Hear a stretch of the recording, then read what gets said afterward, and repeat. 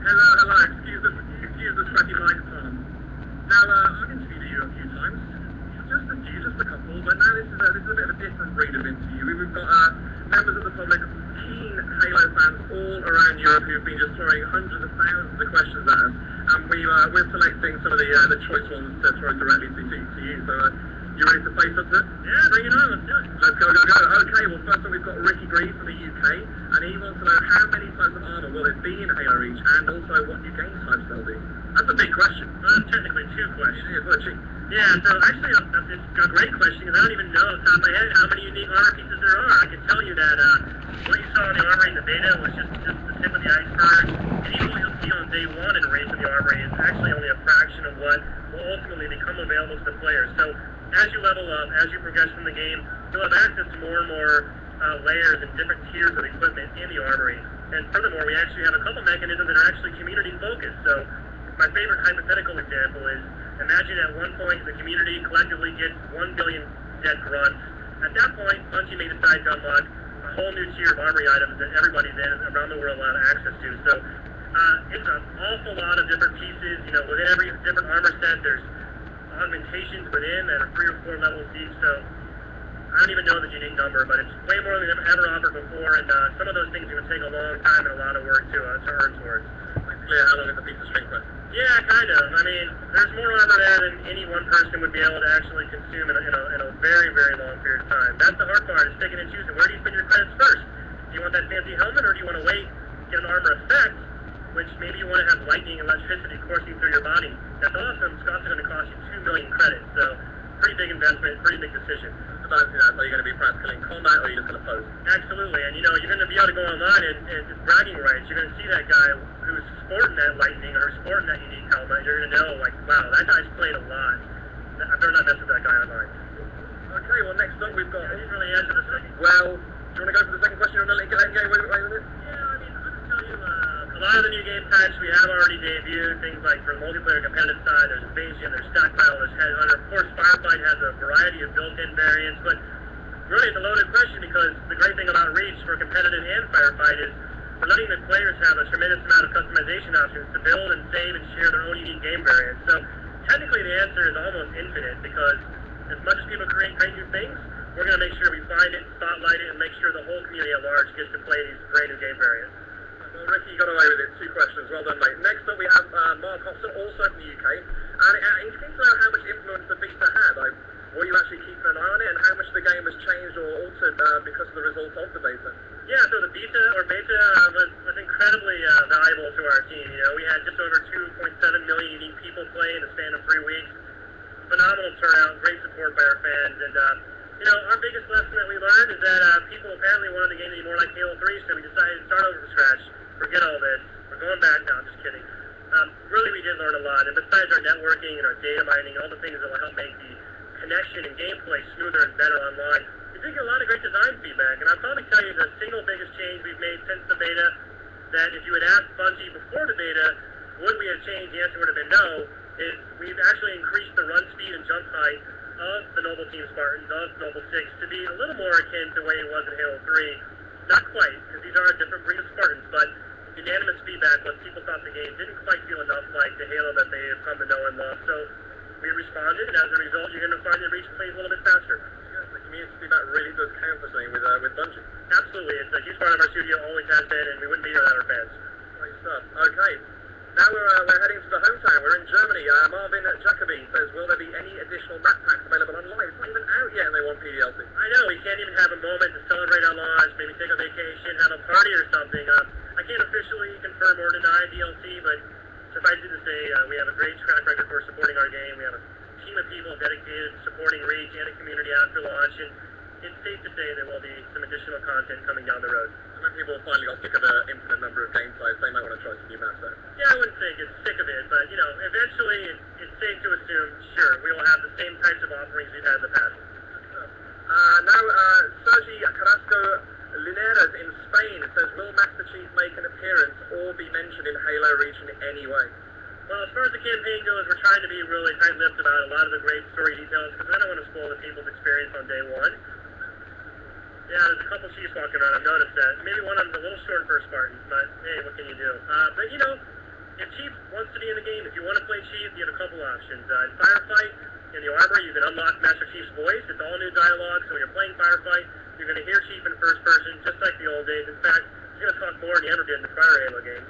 And if you really want to, you can also go in the armory and recreate Chief's exact Mjolnir armor and look just like Chief yourself. So as far as the game campaign goes, new story, new heroes, really focusing on Noble Team and Noble 6, and the guys that really allowed Chief to catapult into his journey to save humanity. But we've thrown some Chief eggs in there for fans' sake. He's there in spirit, if not in body. Absolutely.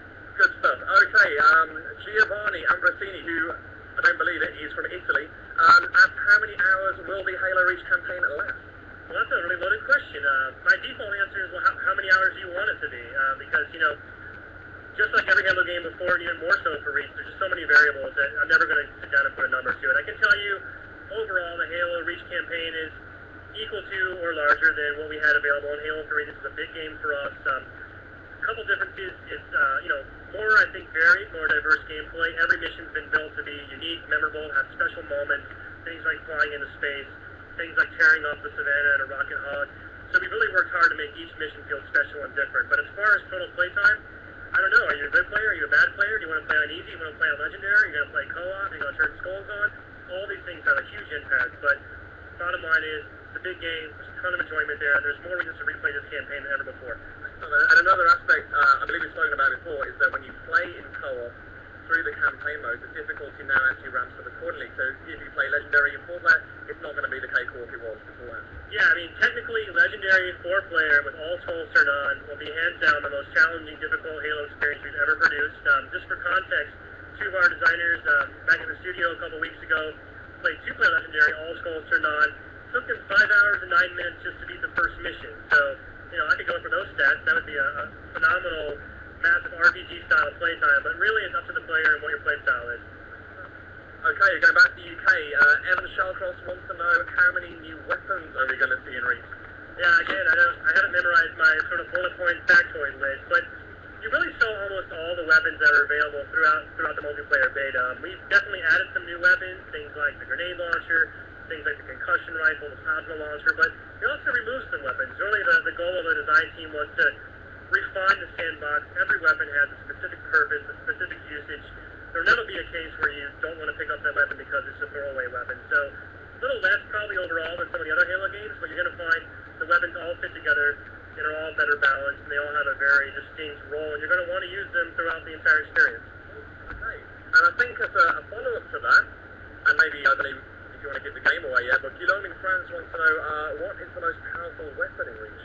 As far as the most powerful weapon that you can wield as a player, excluding like a vehicle, I'd probably say it's the target locator, which we've showed a little bit. It's essentially like a remote control.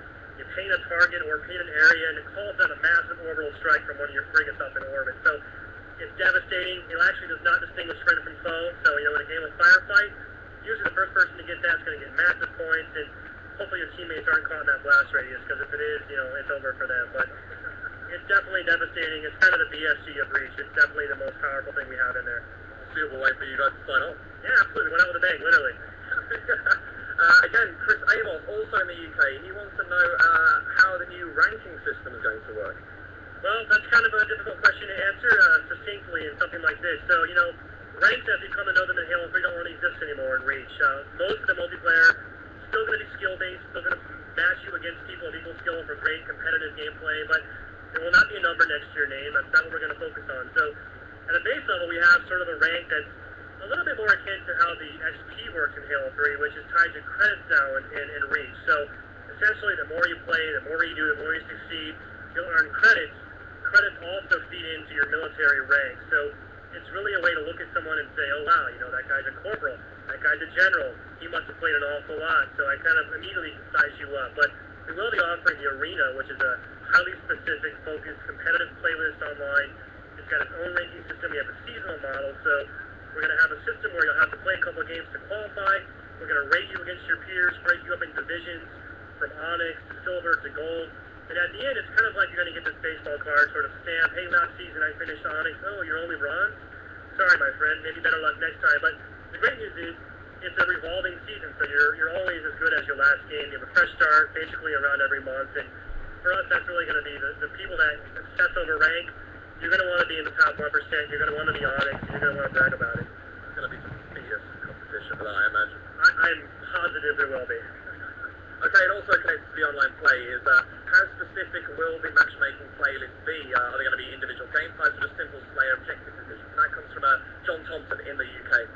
Well, they're going to be a little bit of both. You know, something like Invasion, very specific game type, it's 6-on-6 Spartans Elite, certainly warrants its own playlist. Something like Team Slayer is probably going to be as well, and you're probably going to see things like the objective games kind of lumped together because they're the same style of gameplay. So, pretty diverse offering. We're going to bucket things where they make sense.